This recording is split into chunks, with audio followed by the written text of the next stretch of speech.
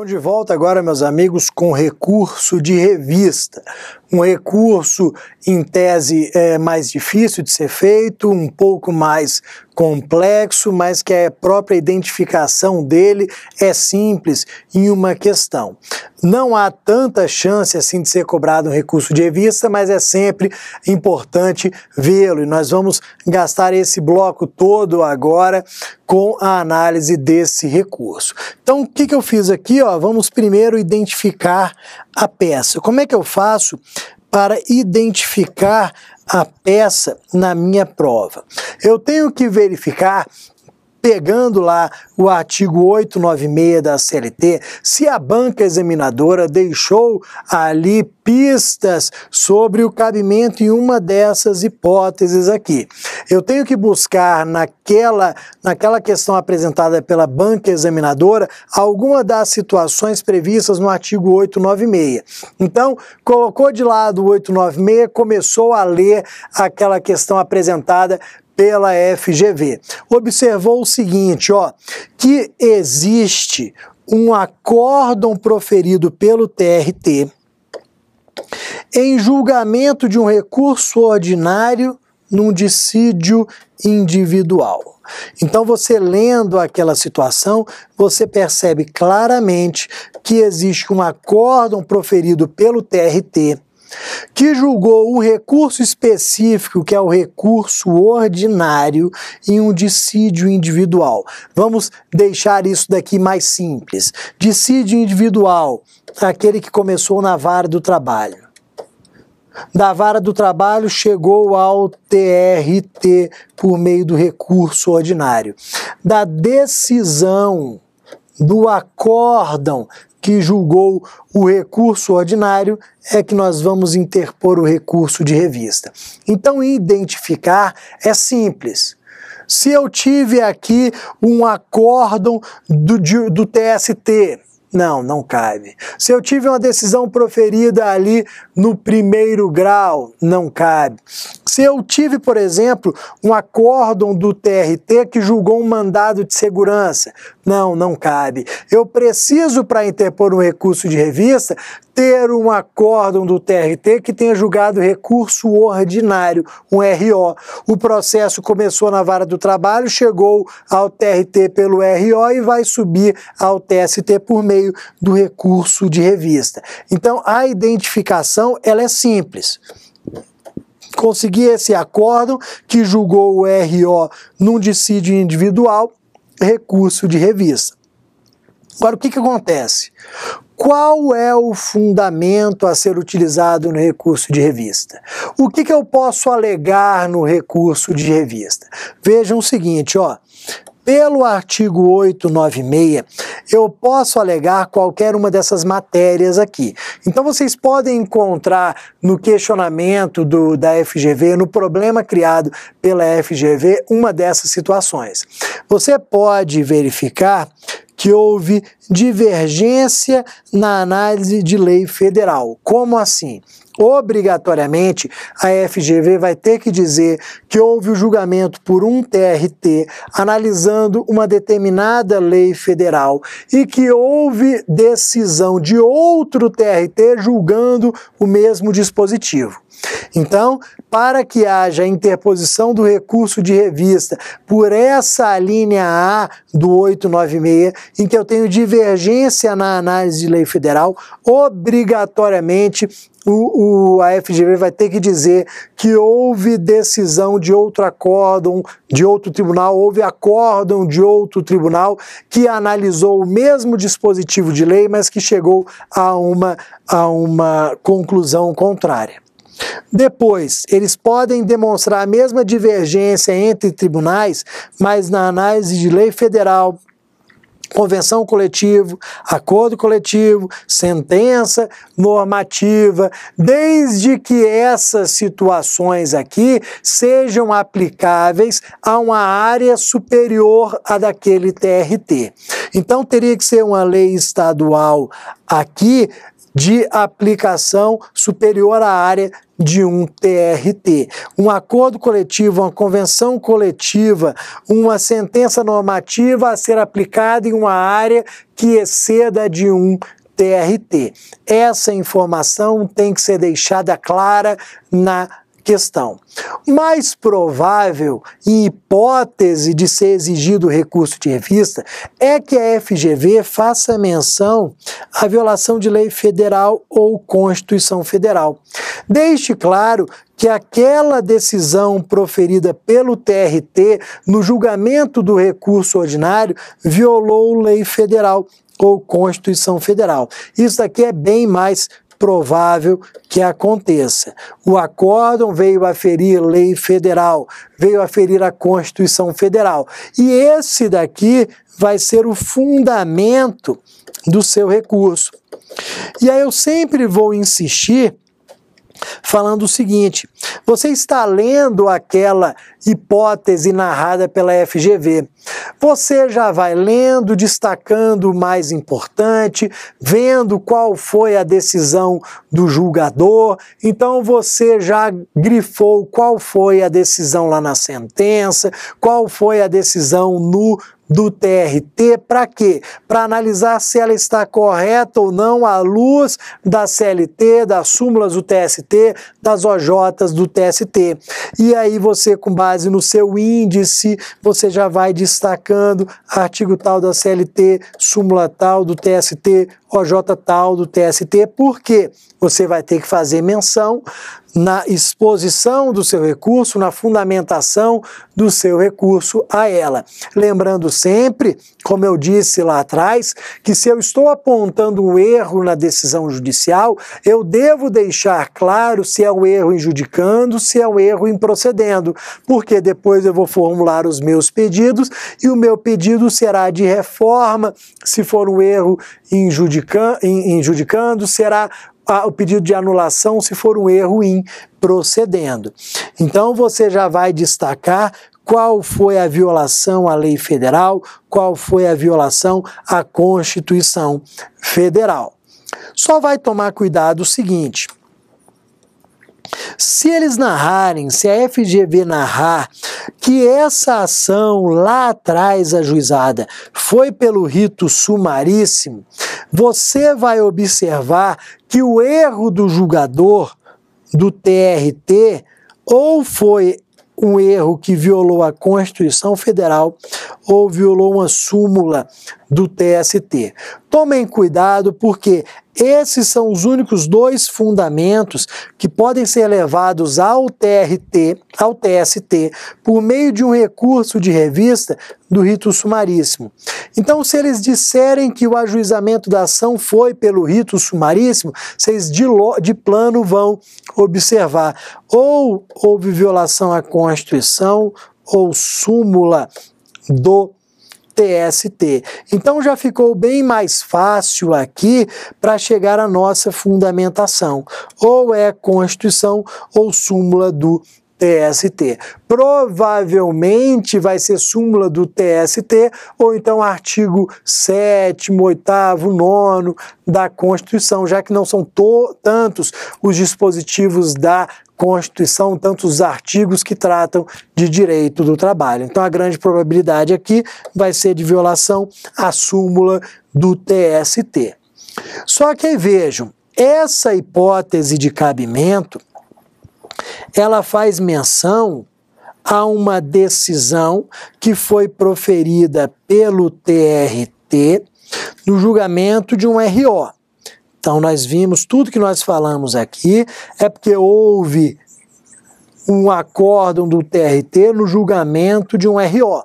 Só que cuidado, porque o cabimento do recurso de revista também pode se dar num acórdão do TRT que julgou um agravo de petição lá na execução trabalhista.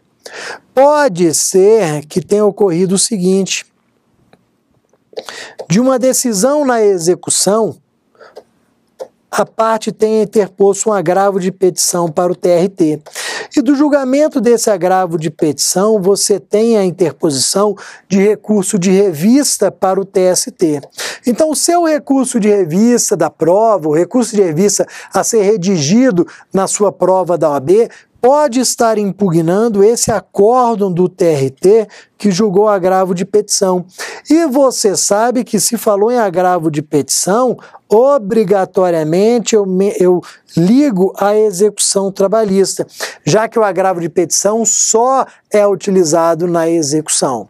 Então pode ser que ocorra isso também. Se ocorrer, o fundamento do seu recurso de revista é mais fácil ainda. Você vai deixar CLT de lado, você vai deixar súmula, tudo de lado para se concentrar aqui só na Constituição Federal.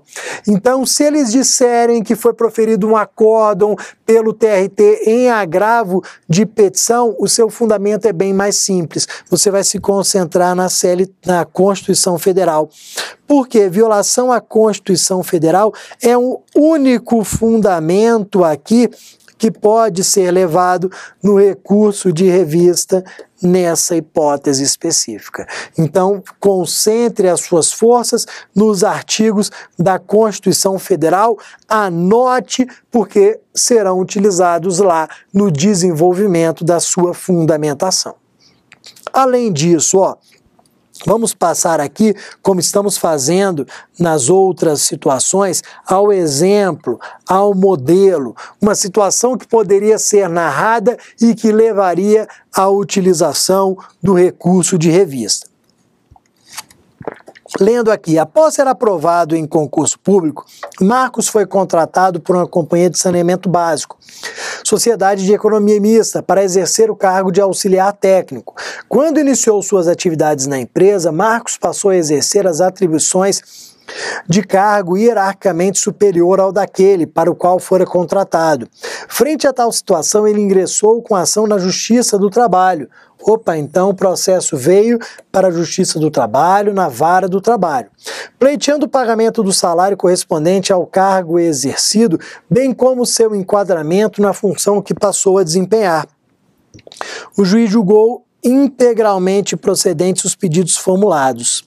A reclamada recorreu ao TRT, tendo sido o recurso improvido e mantida a decisão em seus exatos termos.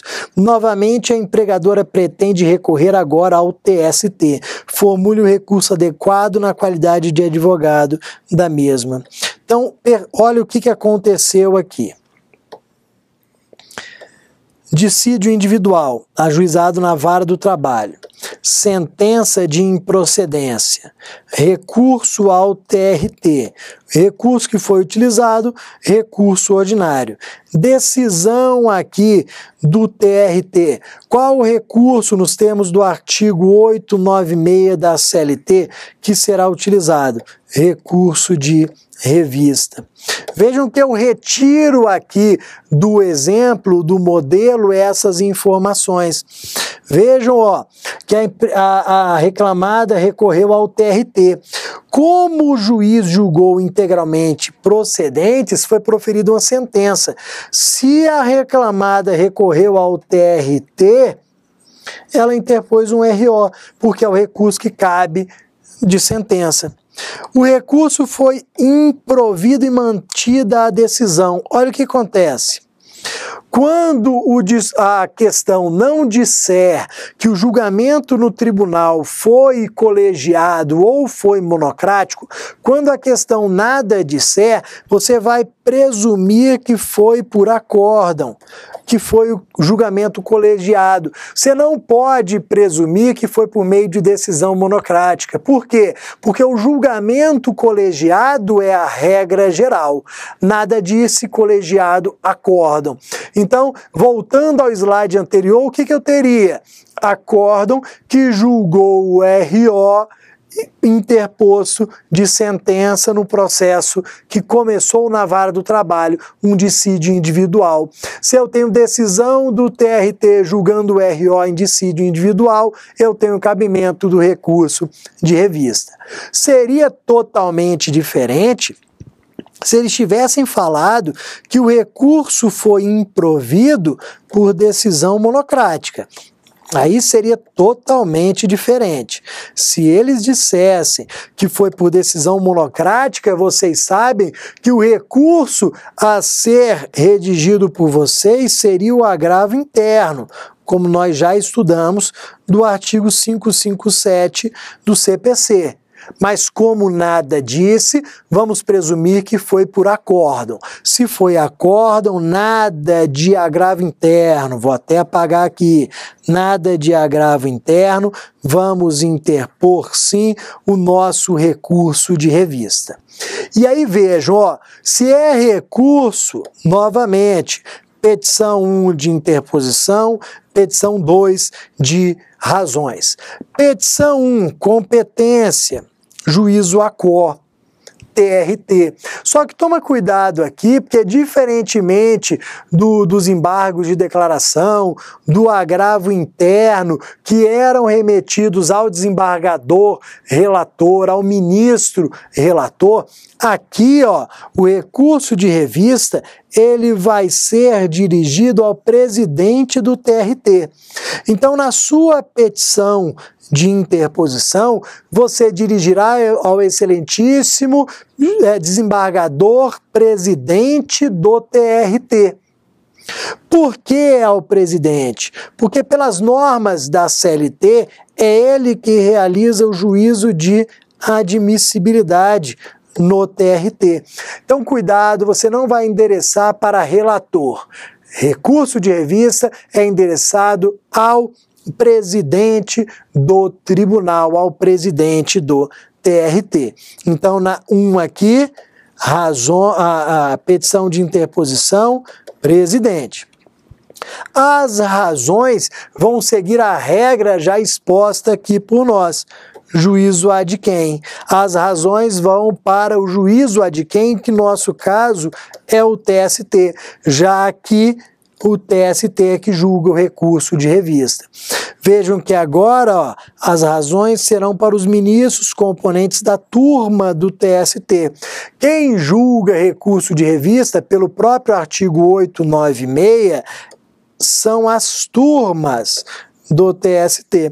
Então, os ministros componentes da turma do TST é que vão receber as razões desse recurso. Percebam que nessa petição das razões, eu farei da mesma forma como fiz no recurso ordinário. Eu farei a identificação do processo, recorrente A, recorrido B, processo número tal, origem, TRT Espírito Santo, TRT Rio de Janeiro. Eu faço essa identificação e depois deixo claro para o examinador que eu sei quem julga, de que forma? Endereçando as razões para o colendo TST, para os eminentes ministros do TST. Deixo claro. E aí começo a minha fundamentação. A fundamentação vai depender daquilo que foi narrado pela FGV, como nós vimos no slide anterior, que eu vou até voltar.